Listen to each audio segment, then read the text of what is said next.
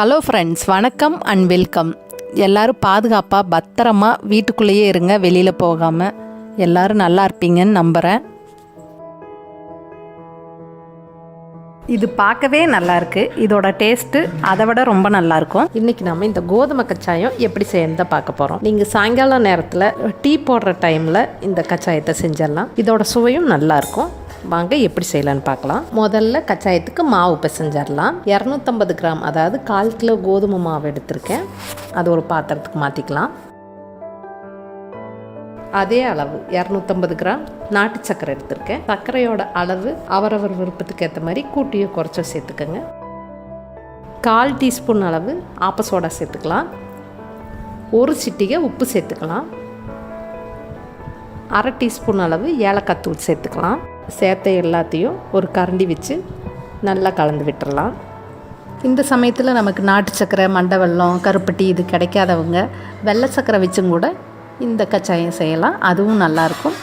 மைதா மாவில் செஞ்சாலும் இந்த கச்சாயம் நல்லாயிருக்கும். மாவை நல்லா கலந்தாச்சு. இந்த 1/4 கிலோ கோதுமை மாவுக்கு இந்த சைஸ் வாழைப்பழம் கரெக்டாக இருக்கும். அந்த வாழைப்பழத்தை இது மாதிரி நல்லா மசிச்சு வச்சுருக்கேன். கட்டி இல்லாமல் மசிச்சு எடுத்து வச்சுருக்கேன். அதையும் சேர்த்துக்கலாம். 1/4 கிலோ கோதுமை மாவுக்கு இந்த சைஸ் வாழைப்பழம் அளவாக இருக்கும். நீங்கள் வாழைப்பழம் நிறைய சேர்த்துக்கிட்டிங்கன்னா கச்சாயம் எண்ணெயில் வேகையில் நிறைய எண்ணெய் இழுக்க ஆரம்பிச்சிடும். அதனால் இந்த அளவுக்கு வாழைப்பழம் சேர்த்துக்கோங்க. இது கரெக்டாக இருக்கும். நல்லா கனிஞ்ச வாழைப்பழமாக சேர்த்துக்கோங்க. 1/2 கப் துருவின தேங்காய் சேர்த்துக்கலாம். சேர்த்துட்டு தேங்காய் வாழைப்பழத்தையும் இந்த மாவோடு சேர்த்து நல்லா பிசைஞ்சிடலாம். இந்த கச்சாயத்தை நீங்கள் 1 வாரம் வரைக்கும் வச்சு சாப்பிட்றீங்கன்னா தேங்காய் சேர்த்துக்காமல் செய்யுங்க. தேங்காய் சேர்த்து செஞ்சிங்கன்னா கெட்டு போயிடும். 2 நாள் மட்டும் வச்சு சாப்பிட போகிறீங்கன்னா தேங்காய் சேர்த்து செய்யுங்க, ரொம்ப நல்லாயிருக்கும். இப்போ மாவை நல்லா பிசைஞ்சாச்சு. இந்த 1/4 கிலோ மாவுக்கு 1 டம்ளர் அளவு தண்ணி எடுத்திருக்கேன். இந்த தண்ணி கரெக்டாக இருக்கும். தண்ணியை முழுசாக ஊற்றிடாமல் கொஞ்சம் கொஞ்சமாக ஊற்றி கச்சாயத்துக்கு மாவு பிசைஞ்சிடலாம்.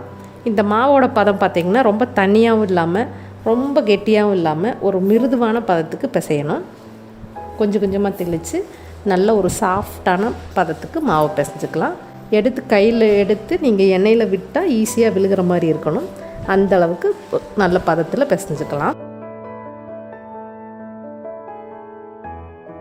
இப்போ பார்த்திங்கன்னா மாவை நல்லா பிசைஞ்சாச்சு. 1 டம்ளர் தண்ணி ஊற்றி மாவை இது மாதிரி பிசைஞ்சிருக்கேன். இதுதான் கரெக்டான பதம்.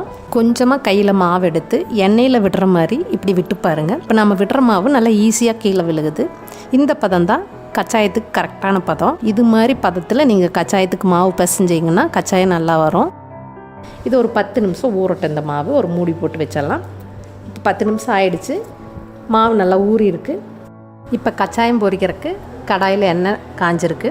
எண்ணெய் நல்லா காஞ்ச உடனே அடுப்பை ஃபுல்லாக குறைச்சி வச்சுட்டு மிதமான தீயில் நம்ம ரெடி பண்ணி வச்சுருக்க கச்சாய மாவை இது மாதிரி சின்ன சின்ன உருண்டைகளாக உருட்டி விடுங்க. பெரிய உருண்டைகளாக போடாமல் சின்ன சின்ன உருண்டைகளாக போடுங்க. பெரிய உருண்டைகளாக போட்டிங்கன்னா மேலே வெந்திருக்கும், உள்ளே அப்படியே மாவாக இருக்கும். இப்போ நாம் ஒரு 5-6 உருண்டை தான் போட்டிருக்கோம். அடுப்பு இப்போ ஃபுல்லாக சிம்மில் தான் இருக்குது. இருந்தாலும் நம்ம போட்ட உருண்டைகளெல்லாம் நல்லா கலர் மாற ஆரம்பிச்சிருச்சு. அதனால தான் அடுப்பை சிம்மில் வச்சுட்டு இந்த கச்சாயத்தை ஃபுல்லாக சுட்டு எடுக்கணும். அடுப்பை ஹை ஃப்ளேமில் வச்சோன்னா நம்ம போட்ட உருண்டைகள்லாம் மேலே நல்லா கலர் மாறிடும், உள்ளே அப்படியே பச்சை மாவாக இருக்கும்.